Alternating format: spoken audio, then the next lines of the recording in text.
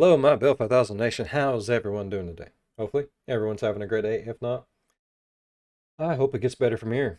All right, we are back with a new MrBallen video. This one is titled Ghost Won't Stop Until It Gets Revenge. Proof from Courtroom. I'm excited. Like, proof from an actual freaking courtroom.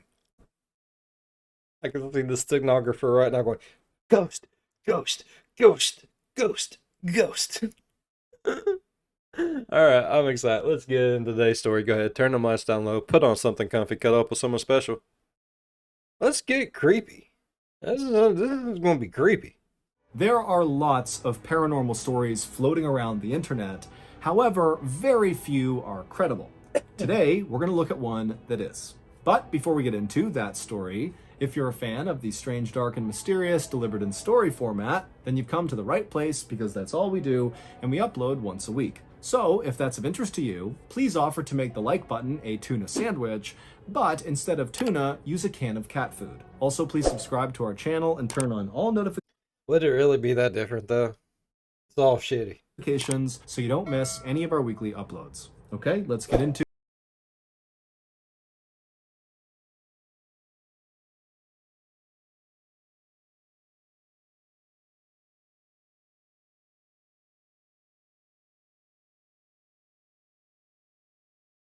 of January 23rd, 1897, a blacksmith named Erasmus Shue stoked his I think this happened a long time ago. fire inside of his little shop in rural West Virginia, and then called out to his 11-year-old helper who was in the back cleaning up. Erasmus had been planning to head home early that night. However, a last-minute order for horseshoes had just come in, and so Erasmus knew that was not going to happen. He was going to have to work late. And so he was calling for his helper to send the helper to his home, Erasmus's home, to check on Erasmus's wife, Zona. He wanted to make sure that, one, Zona knew he would be late, and two, if Zona needed anything, the helper could go out and get it for her or help around the house or whatever she needed. After the helper had left, Erasmus went back to poking at his fire, but his mind was not on the horseshoes he needed to make. Instead, it was on his wife, Zona. The couple hadn't told anyone yet, but Zona was pregnant. Erasmus and Zona had only just met a couple Mazel tov! Hell yeah!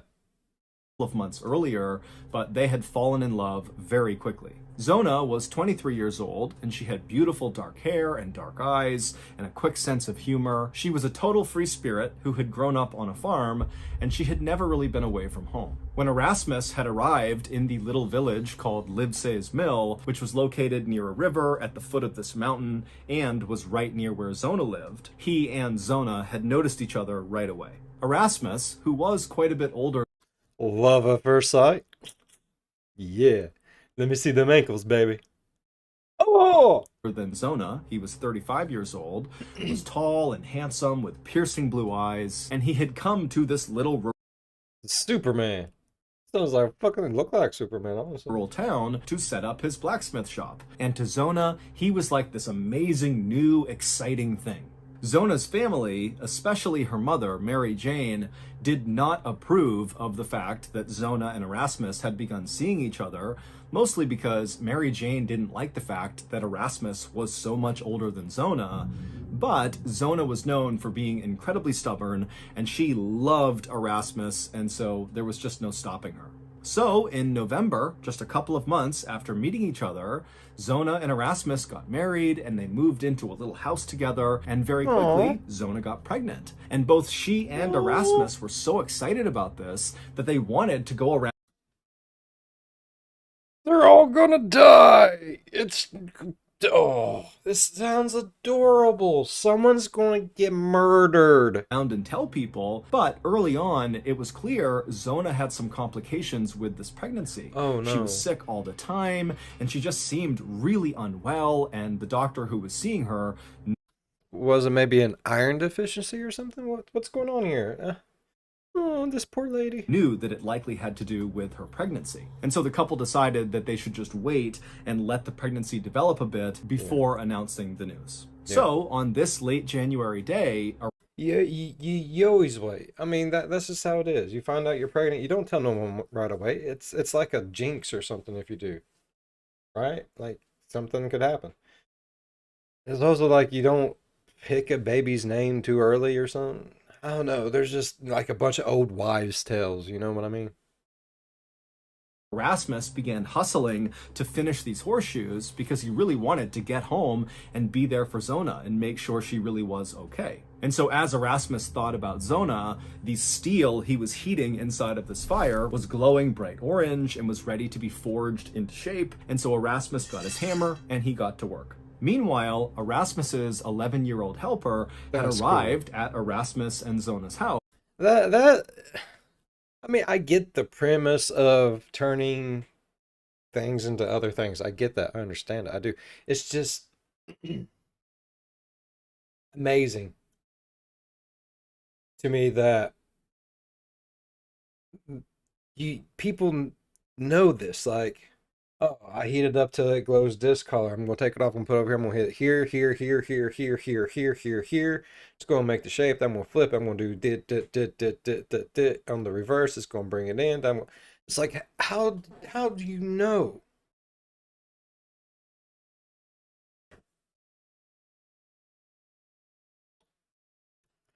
I love brains. I love how everyone's like it's like everyone has that thing that they're just oh so good at. Like they was just born with that gift to do it. It's craziness. And the helper walked through the gate up to the front door of this little two-story home, and he knocked on the front door. But Zona did not come to the Shoe. door, which the helper thought was Was their last name Shoe because he made horseshoes?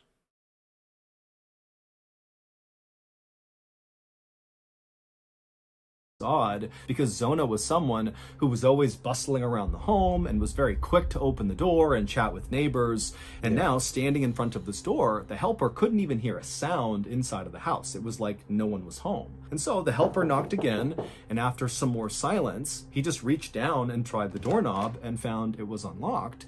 And so he swung the door in. And right away, the helper noticed that the house was totally dark. None of the lamps were lit, even though the sun was Oh setting no. fast. And so the helper stepped inside of the house and continued to call out for Mrs. Shu, but there was no answer. And at some point, as the helper turned a corner and looked towards the base of the stairs that Real recreation of home's interior. Oh, I mean that looks like an average old timey house. I mean it really does. Like you got your little hold on. Oh, this you got this little room that goes underneath the stairs. Sometimes it goes down to the basement into like a little cellar, so you can store your food, keep it cool underground in the basement, so it stay cooler. You know, most foods you're supposed to keep at a certain. You don't want them getting too hot. You don't want them getting too cold. Kind of a beautiful home though. I like the glass above the little passageway all the way up there at the top. led up to the I second like level. He froze because lying on the ground was Zona. She was lying perpendicular to how the stairs run, on her back with one arm over her chest, like she was sleeping at the foot of the stairs. And Oh so at this no, point, the helper is scared. He doesn't know what's going on heart here. attack? Obviously, something is wrong. And so, very slowly, the helper began moving closer and closer to Zona. And when he was practically right on top of her, he yelled out her name one more time. And when she didn't call back and her chest wasn't moving and she was just totally still, he knew obviously something was terribly wrong. And so the helper at this point turned around and sprinted out of the house Fuck and yeah, ran back to his own house. And when he got there, he ran inside. bro! I would have been running like a crackhead on coke. I ain't even gonna lie. I would have been out there so damn fast, there wouldn't even been a dust trail. I wouldn't even hit the ground to make a dust trail. Fuck that. Back in the day when you had to walk uphill both directions to get to wherever you was going, and no matter how hot it was always snowing. Back in that day, bro, they probably would have blamed that poor kid. It was that little son of a bitch. It was the last one to see her. You know it was him. You know it was him. It was him. I would have ran. I would have tucked my tail between my legs and I would have ran like a little bitch. I ain't gonna lie. Side, and he told his mother that he thought Mrs. Shu, Zona, was dead. And so the mother told the helper, run back to the blacksmith shop and tell Erasmus to go home right now. I'll get the doctor. It would take the local doctor, the same one who had been treating Zona for her pregnancy complications, almost an hour to finally get to Zona's house. And when the doctor arrived, he found the 11-year-old helper and his mother and other neighbors kind of clustered around in the first floor of the home. And then when he went up to the second floor into the master bedroom, he found Erasmus, who by this point had returned, and he was sitting on his bed, and he had laid out his wife, Zona, so that she was on her back and her head was in his arms, and he was stroking her hair and rocking back and forth and crying. The doctor, of Oh, course, knew Zona and Erasmus very well because of how often he had been treating Zona for her pregnancy issues over these last few weeks. And so he felt a pit of sadness looking at this scene, but he knew he had to do his job. damn. And so he gently walked My heart just got ripped out, y'all. Shit. That's tough. Man, that's one like it gives me the goosebumps. Makes those hairs raise up. I don't like that shit. It makes me sad. That's why I can't watch like Lifetime movies. They fuck with me.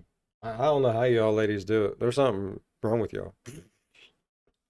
I don't understand it. over and he put his hand on Erasmus's shoulder and he just said, I need to examine Zona's body. And Erasmus, at this point, he didn't even look up. He just continued to sob and rock back and forth while stroking her hair. Finally, the doctor kind of was a bit more forceful in asking Erasmus to step aside, at which point Erasmus did. He got out of the way and positioned Zona flat on the bed, and he made sure her hair was perfectly combed all around her neck. And then Erasmus knelt down right next to the bed and continued stroking his wife's hair and crying, while the doctor at this point kind of moved to the foot of the bed and began looking at Zona and beginning his examination. And the doctor would quickly confirm that yes, Zona was dead. And after looking at her Oh, pelvis and kind of moving her around, the doctor came to the conclusion that very likely Zona had passed away from pregnancy complications. Zona's funeral would be held the damn. next day at the local cemetery at the top of this hilltop. And by this point, the word had gotten out that Zona had been pregnant when she died. And so during this funeral, everybody was staring at Erasmus, who was overcome with grief and crying so hard that he could barely catch his breath. And then right before they lowered Zona's casket into the ground, Erasmus made a point of putting his wife's favorite scarf into the coffin with her. He said his final goodbyes, he shut the casket, and then it was lowered into the ground. But Man, no, I can't do this shit, man. I can't do P.S. I love you. I can't do the notebook, bro. It sends me down dark hallways and I don't like it. Woo. This is, I don't like it.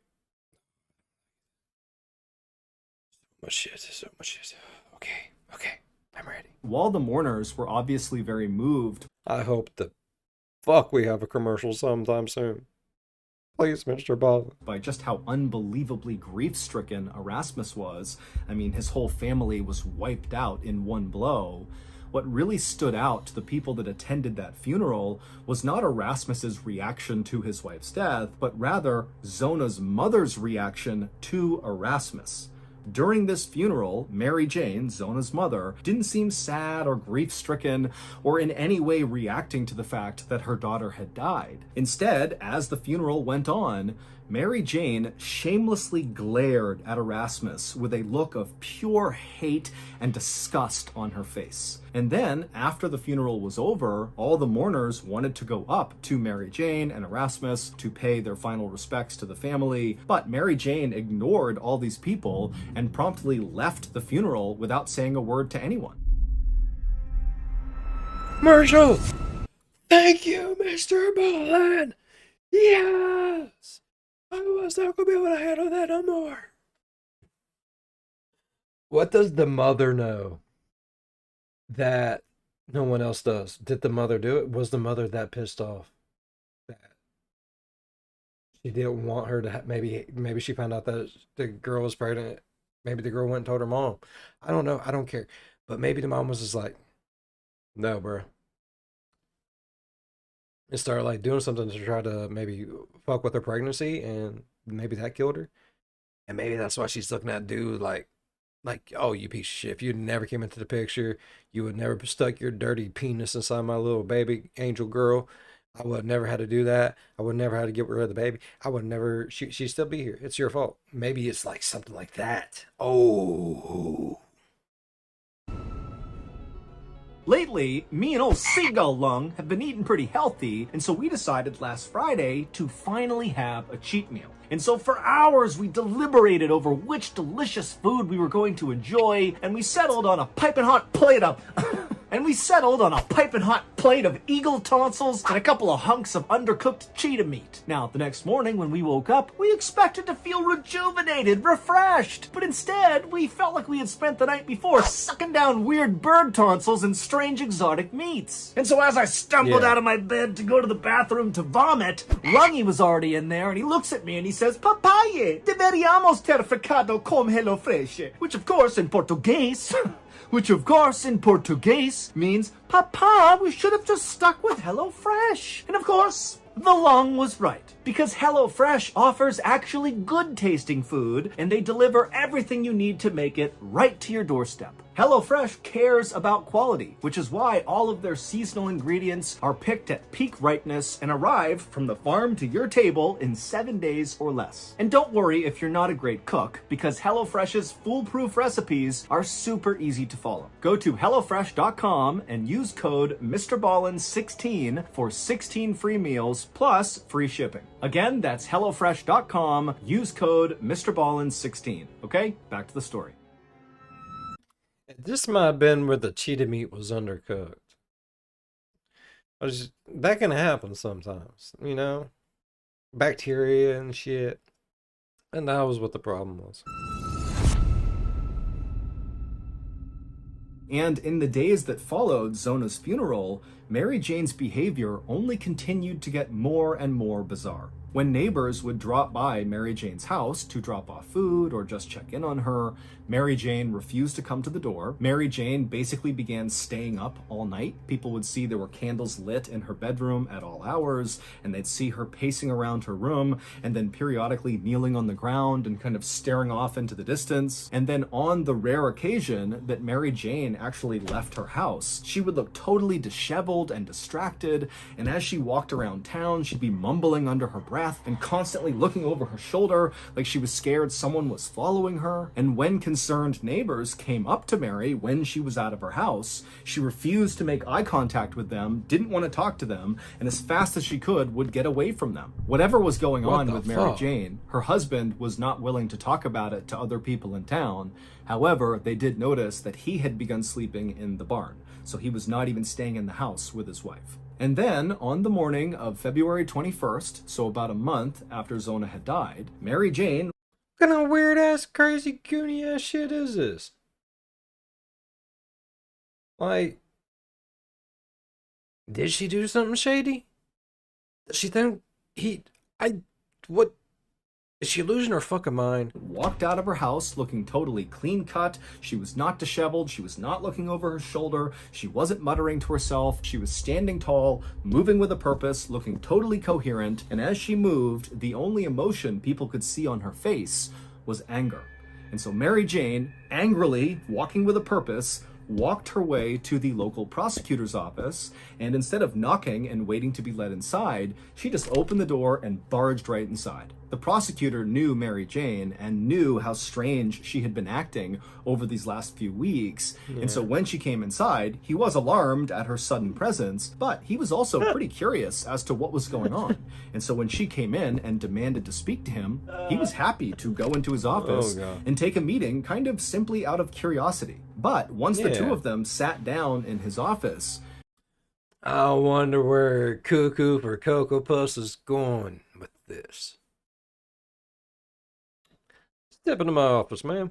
Mary Jane proceeded to tell this prosecutor this totally outlandish story about her dead daughter, Zona, that at first made the prosecutor think, okay, clearly Mary Jane has lost her mind. That's what's been going on over the past few weeks. All this grief of losing her daughter has caused her to kind of snap.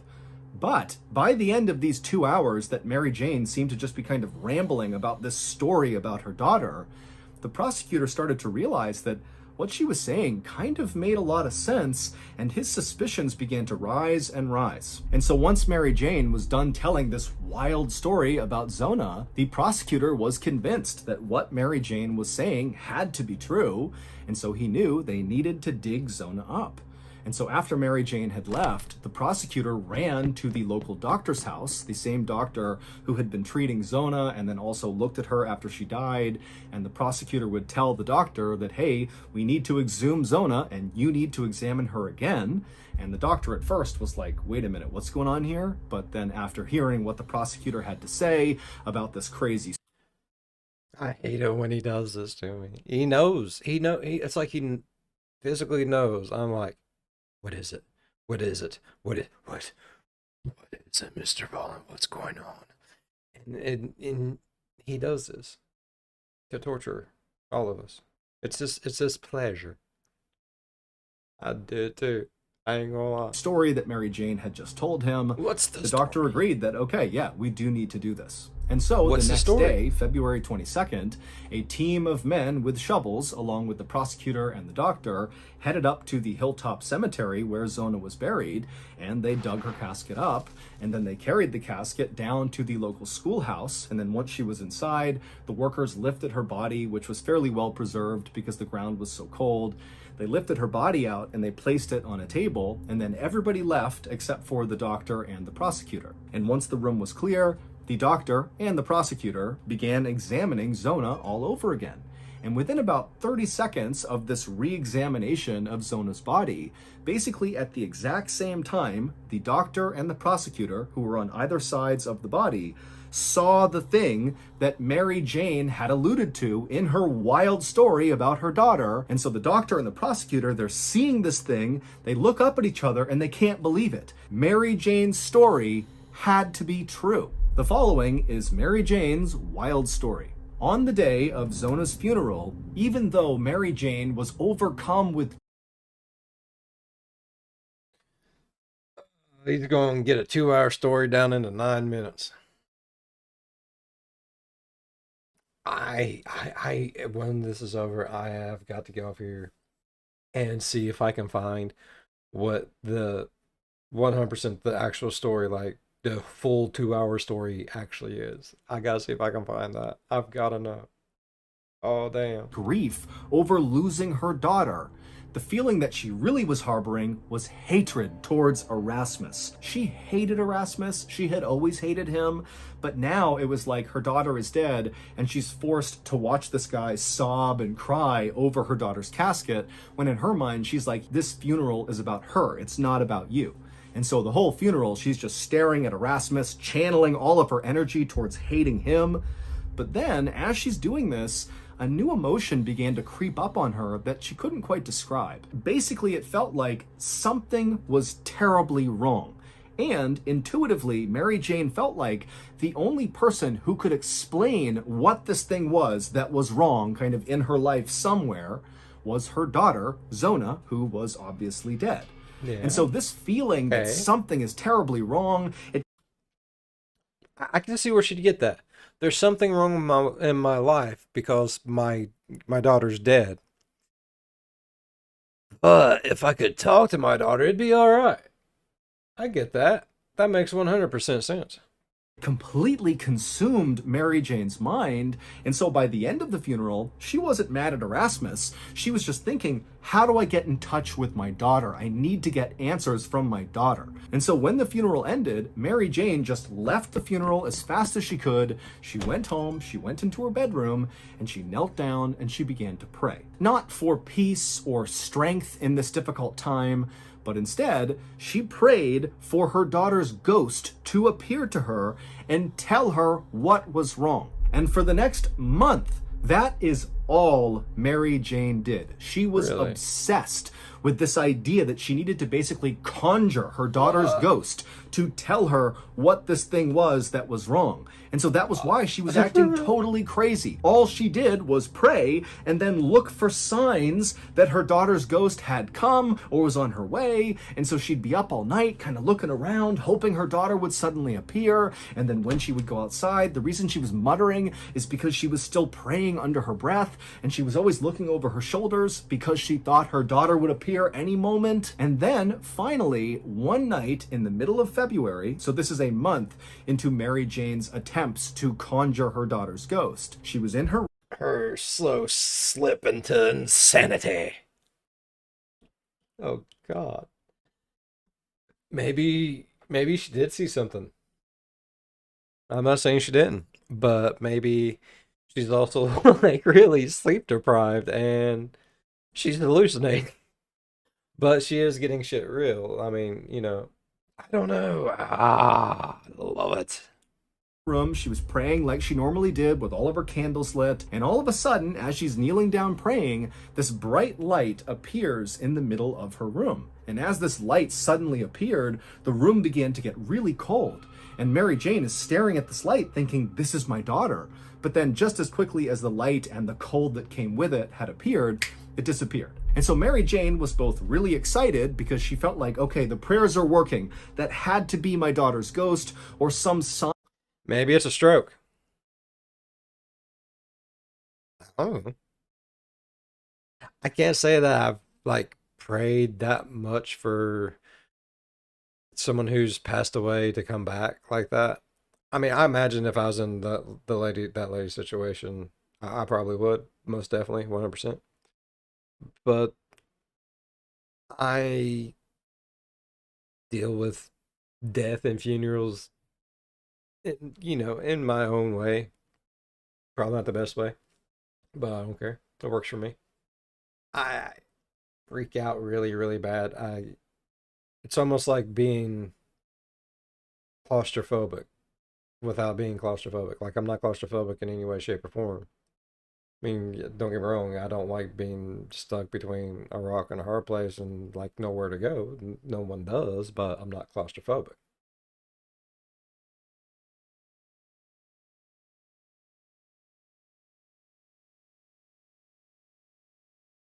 Mm.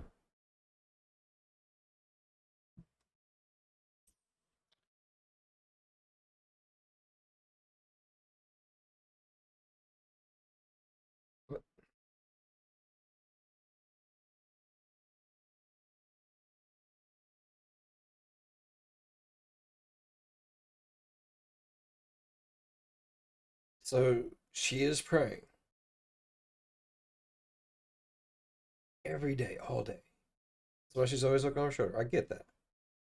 But maybe the not sleeping part is tripping her the fuck out.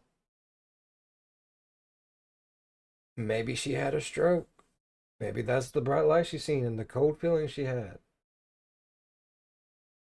Like I said, I've never prayed that much for a loved one to come back. I'm just one of those people. I get over it. I've learned a long time ago. We live, we die, and that's how it is. It's life. Just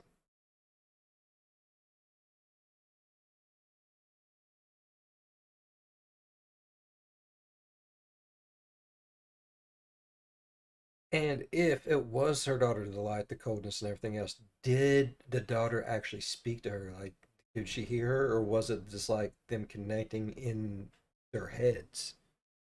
Because I mean, if either way, it could still be part of the whole hallucination thing where she ain't sleeping. That my daughter's ghost is going to come here. And so Mary Jane just doubled down on her prayers. She knew she was close to getting her daughter to show up. And so over the next 2 days, that bright light would appear 2 more times. And each time it would just quickly disappear. But again, Mary Jane is thinking, okay, something's happening. My prayers are working. And then finally, on the 4th night, as Mary Jane is in her bedroom praying, the light appears in the middle of her room. It starts to get cold. But then instead of the light disappearing, Mary Jane would describe seeing her daughter kind of step out of this light and suddenly appear in the room. Mary Jane said that her daughter was dressed all in black and her skin was very pale and her eyes were these dark pits and her hair was straight down right over her shoulders and she was staring at her mother. And Mary Jane, when she saw this, even though she had been trying for a month to get her daughter's ghost to appear, now I'd been scared shitless. Be expected to see my precious baby girl. Oh, my baby. What the fuck are you? You grudge-looking motherfucker. that it seemed to be happening, she was terrified. And so Mary Jane began backing up right as this ghost begins walking towards Mary Jane. But then Mary Jane, as she's up against the wall, tells herself, you have to be strong. You need to talk to the ghost. You need to figure out what's wrong. And the only question that Mary Jane was able to come up with was, how did you die? And when she asked this question, Zona's ghost came to a stop. And then when Zona opened her mouth, dirt poured out. And then with a raspy, low voice, she began to tell her mother a story. She told her that Erasmus appeared to be this wonderful person to the community, but behind closed doors, he was a monster. He hit her and screamed at her over the littlest things. And then on the night of January 22nd, so one day before Zona would be discovered at the base of the stairs by Erasmus's helper, Zona's ghost would tell Mary Jane that Erasmus had become enraged at Zona over the food she had made that night for dinner. He had wanted meat and she had made something else, and so he was furious. And when Zona tried to tell Erasmus that she would make more food, or there was other food for him to eat, to just please calm down, Erasmus stood up and he grabbed Zona by the neck and he lifted her off the ground. And right at this moment in this story that Zona's ghost is telling Mary Jane, the ghost would stop speaking, and this look of abject terror would come across the ghost's face, as if she was suddenly reliving this moment. That's why he was brushing her hair around her neck. Piece of shit. That happened with Erasmus. And as she's standing there with this horrible look on her face, the ghost began to levitate off the ground, and then it opened its mouth. And as it did, no sound came out, but instead it was like all the air in the room was getting sucked into this ghost's open mouth. And then all of a sudden there was this loud cracking sound as the ghost's head suddenly violently whipped around 180 degrees, but the ghost's body was still facing towards Mary Jane. And after this happened, Mary Jane is sitting there totally dumbstruck, and the ghost suddenly drops back down onto the ground, still with their chest facing Mary Jane, but their face pointing behind them. And then Zona's ghost turned around and began walking out of the room, and because she had turned her body around, that meant her head, which was facing the wrong way, was now oriented towards Mary Jane again. And Mary Jane would say the ghost was smiling, and then right before Zona's ghost left, she would say to her mother, "Now do you see what he did to me?" And then Zona just vanished and the room became warm again, and Mary Jane, who was suddenly feeling so exhausted, just sat down on the bed and wept. Mary Jane had the next morning promptly gotten up and rushed to the prosecutor's office and told him the story of seeing her daughter's ghost and how the ghost had told her that Erasmus had throttled her and that was what killed her. Now, the prosecutor was really moved by Mary Jane's story, but it was when he rushed to the doctor to ask about re-examining Zona's body to see if she had marks on her neck from where she could have been throttled. That was when the doctor actually told the prosecutor that when he did the examination of Zona's body on the day she was found, he would say that Erasmus spent the entire examination at the head of the bed, cradling Zona's head and brushing her hair. But now that he was thinking about it, he could have been covering up her neck with the hair. And then also they thought about the funeral when right before Zona was lowered into the ground, Erasmus placed a scarf claiming it was his wife's favorite around her neck when she was buried. Again, perhaps trying to conceal the fact that there were marks on her neck. And when they did exhume Zona's body and they removed that scarf that Erasmus had placed, they would see there were marks all over her neck that looked like fingerprints. And then upon further examination, they would see that her neck was actually dislocated and that her windpipe had been crushed. Erasmus would be arrested for the murder of his wife just minutes after the doctor and prosecutor basically at the same time saw the marks on Zona's neck during their re-examination. During Erasmus's trial, Mary Jane would take the stand and she would tell the story of her daughter's ghost coming to her and explaining that Erasmus had killed her.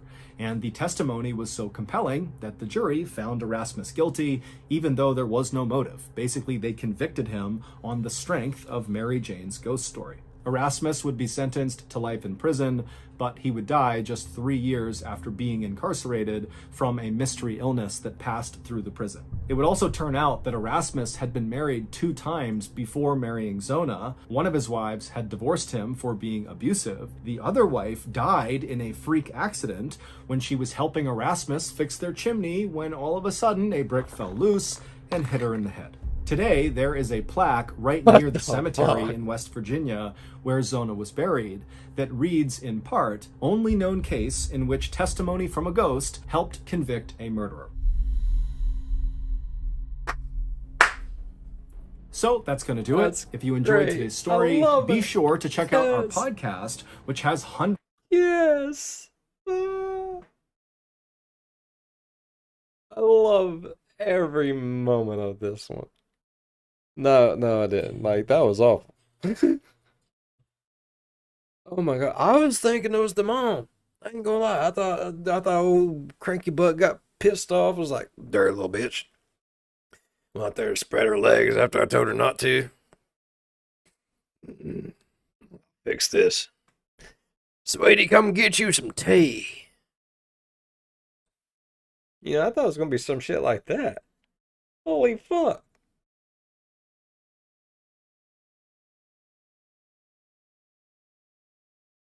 Dude got fucking convicted because of a ghost story. Oh God, the 1800s was the shit. I really enjoyed today's story. If you guys enjoyed today's story as much as I did, please go down there. Hit that thumbs up. If you're a fan of the spooky, scary, strange, weird ass shit, think about subscribing. Shit gets weird, bro. As always, be good one another. I'll see you in the next one. Bye bye. What kind of crazy ass shit? Oh my God, like, ow. She was pregnant with your baby, bro. Like, you raging cockmunch.